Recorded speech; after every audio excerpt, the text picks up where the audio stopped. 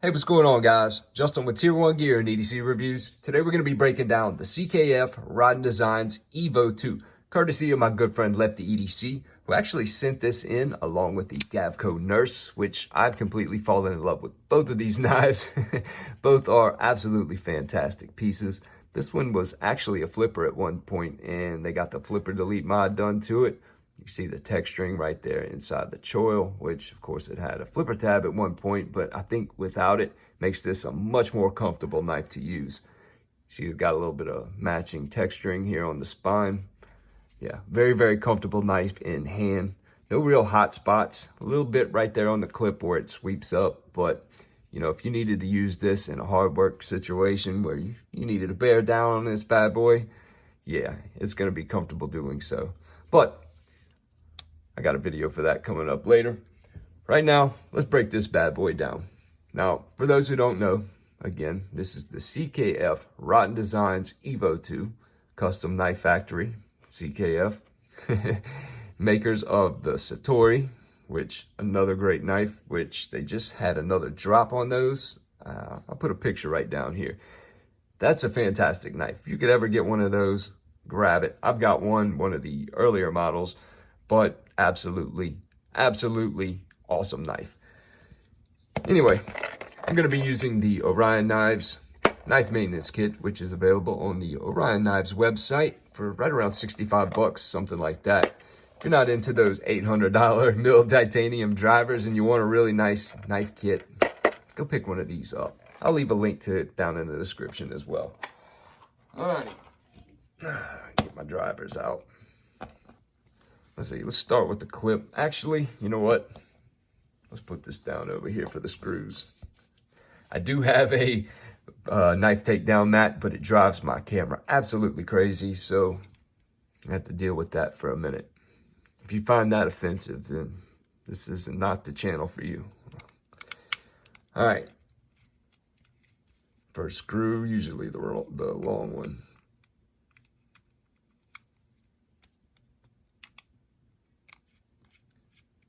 Yeah, the thing about this knife is the clip sits right on top of the frame. It's kind of weird. Get that out there. Yeah, you can see there's no milling or no recessed milling, I guess you could say, for it to fit in. It just sits right on top, which I'm actually quite surprised there's no scratches or anything where it sits, but I guess if it had one screw, that would be a problem. But let's go ahead and get this pivot out of here. You got to be careful. These Chris Reeve bits, they allow zero room for error. I mean, they fit in there perfectly, and you could scratch up the actual screw if you're not careful.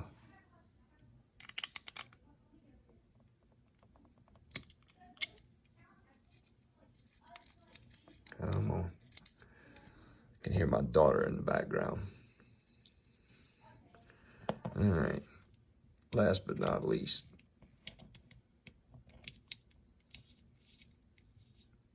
as soon as I start to loosen that, I can feel it separating down here where the Berenhausen is, which I'm just gonna let it open up just enough to slide those out. Keep you from putting any type of unneeded pressure on those bearings. All right, yeah, look at that.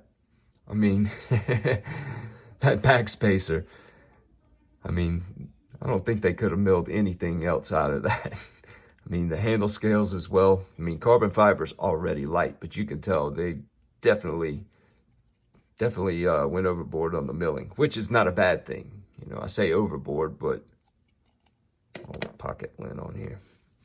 I'm gonna clean this thing up for them before I put it back together. But yeah, you can see there's literally nothing to it. I mean, it's about as milled out as you're gonna get. And honestly, you can tell 100%. I mean, it is very noticeable. On a knife this size, you would think it would be around what 5.5, 6 ounces, something like that.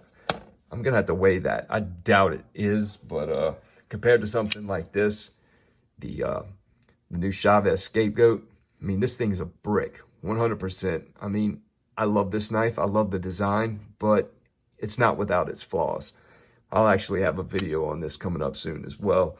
But yeah, as you can see, I mean, the construction on this thing is really, really solid. Very solid knife, very comfortable to use, super slicey, but there's literally nothing to it. I mean, this thing comes apart so easy. I mean, unreal. We'll go ahead and stick this thing back together real quick and show you how easy it goes back together. But I'll take this thing apart later on and clean it again before I send it back to him. Now, of course, I'm going to put this guy back together exactly the same way I took it apart, but in reverse. Put the blade stop in, frame together. Where is little screw? There it is. Now, I'm not going to tighten this screw all the way, and I'll show you why here in just a second. Now, the blade actually has these wells milled out for the bearings, so they sit pretty close to the actual blade itself. You can kind of hold those apart right there, slide that together, and because of the free spinning pivot,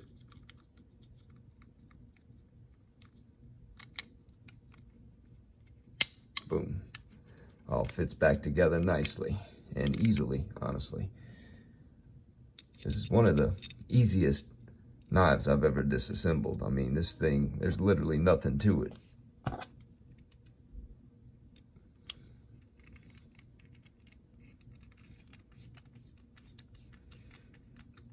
And of course, don't tighten that all the way till you got everything in.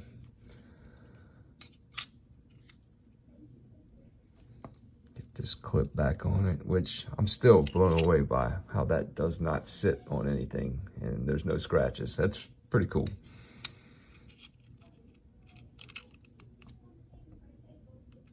I figured it would be all scratched up. Boom, boom, boom. Yeah, I gotta say, all in all, this has been an excellent knife. I mean, all around.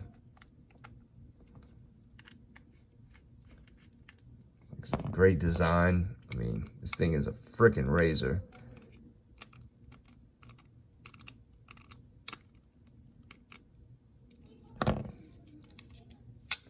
Just like that, it's back together. Yeah, I gotta say, if I find another one of these for sale, I will be buying it as soon as possible. And thanks again to Lefty EDC for sending this guy out. I mean, such a beautiful piece. Again, I'm going to take it apart and clean it up for him and get this thing headed back home. Anyway, hope you guys enjoyed this video. Stay safe. See you on the next one.